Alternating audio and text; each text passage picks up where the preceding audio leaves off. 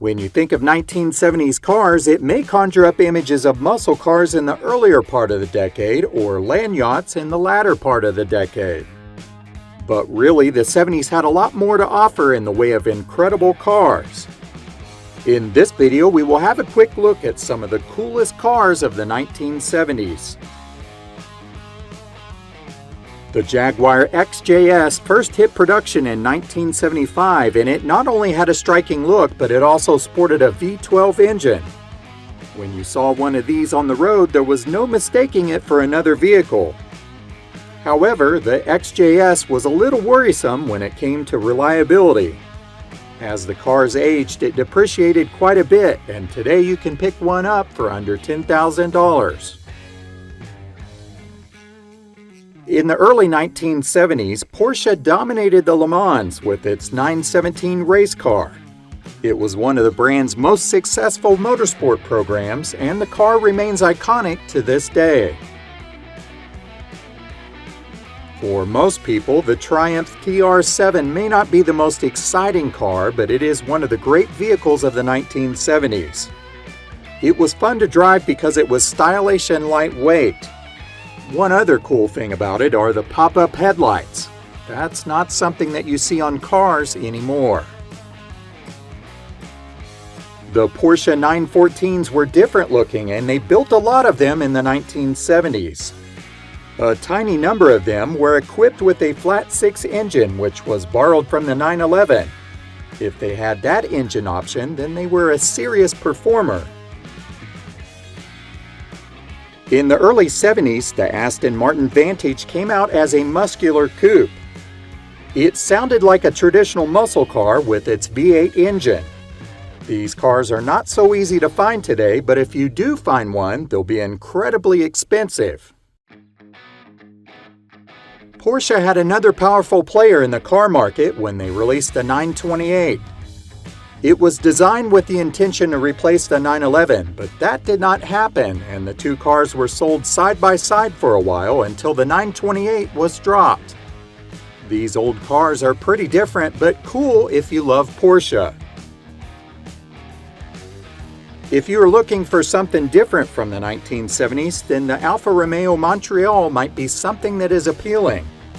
It is a classic GT profile, and the headlight shrouds drop down out of view when you flip the bulbs on.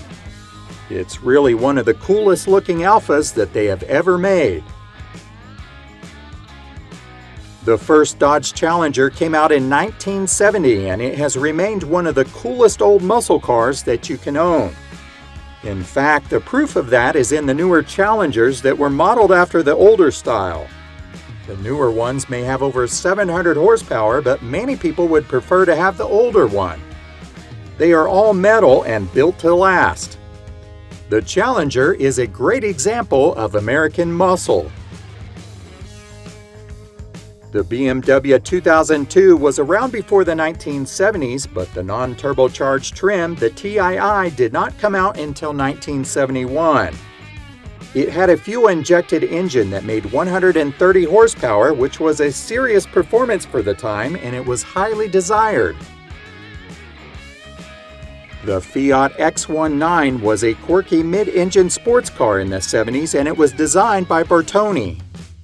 The car is still loved by many people today, and if you can find one that isn't all rusted out, then you have certainly found a great classic car.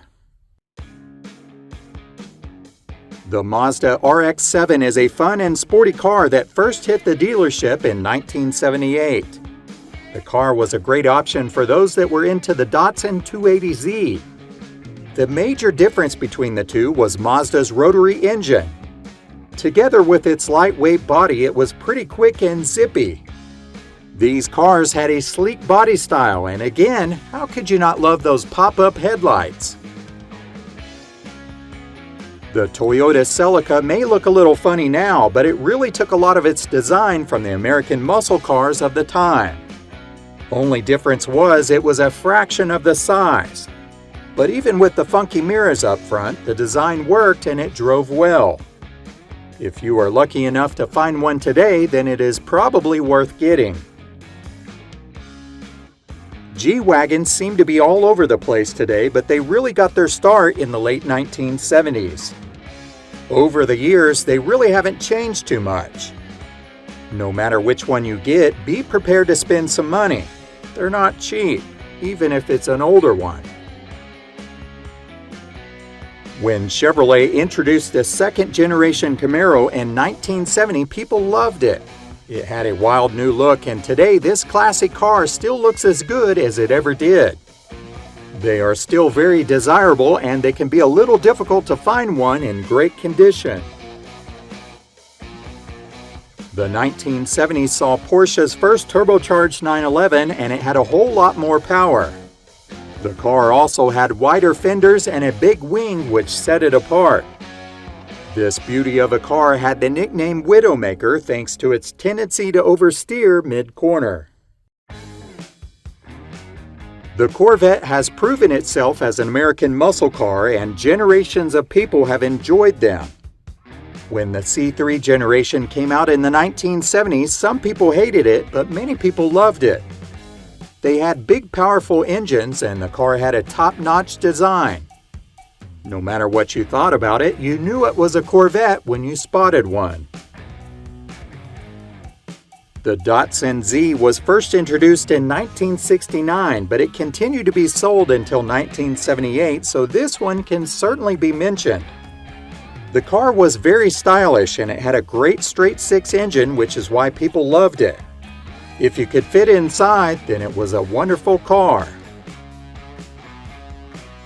The Ford Mach 1 Mustang was a little like the Datsun.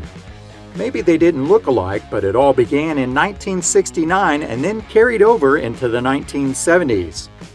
It really had a sharp design, which made it one of the coolest muscle cars ever made. The BMW 3.0 CSL was based on its 3.0 CSI Grand Tourer. The L stood for lightweight, and BMW really strived to make the car as nimble as possible with some of their weight-saving measures. The Lancia Stratos is definitely a unique car. This vintage rally car had a wedge shape with some deeply curved windshields and some pop-up headlights. If you drove around in this car, then it definitely turned some heads. The Citroen SM looked like some sort of car from the future. It was a lot more aerodynamic than other cars, and it went 140 miles per hour with just 170 horsepower. This was really a radical design for the time. The Dodge Daytona and the Plymouth Superbird were a couple of Mopar classics that had an absurd amount of power.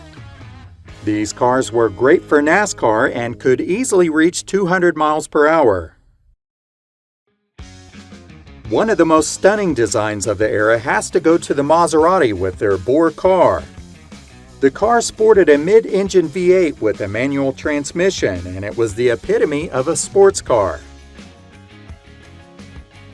The De Tomaso Pantera had a V8 and was a 5-speed, which was really a GT40 for the middle class. This supercar had all the speed that you would ever need, and its design still looks cool today.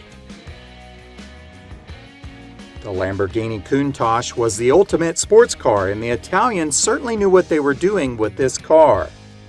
It may look like a doorstopper, but it's a head-turner even today. These cars in great condition can still fetch more than $1 million. After the movie Smokey and the Bandit came out, starring Burt Reynolds, everyone wanted one of these in this exact color. The Pontiac Trans Am had a mean look with the T-tops and Firebird on the hood. It was the perfect car to outrun the fuzz and jump over a down bridge if you had Sally Field sitting next to you.